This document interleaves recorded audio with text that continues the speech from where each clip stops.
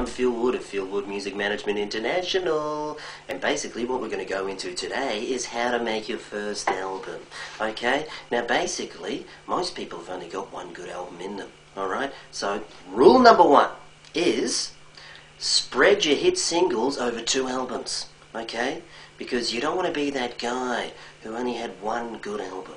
Rule number 2, don't overdo it, okay? A minimum of about 2 to 3 songs have to be good on the whole album, alright? And you can use those as your singles, and then fill the rest of the gaps with filler, okay? Now if you're having trouble with that, just try an instrumental track or some spoken word or something.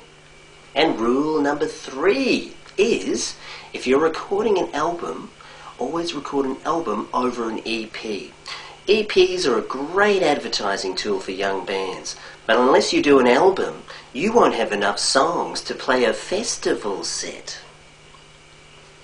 And number 4 is name your album something cool, okay? So make sure that it's something cool and catchy, but is easily digestible for the masses, alright? So even a brainless goat can walk in somewhere and just name the colour of the album even.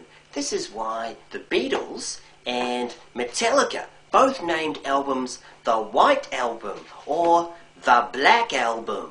And number 5 is avoid experimental or conceptual albums. Okay, even Radiohead had to have a few hit singles and whatnot before they could start doing experimental and self-indulgent stuff.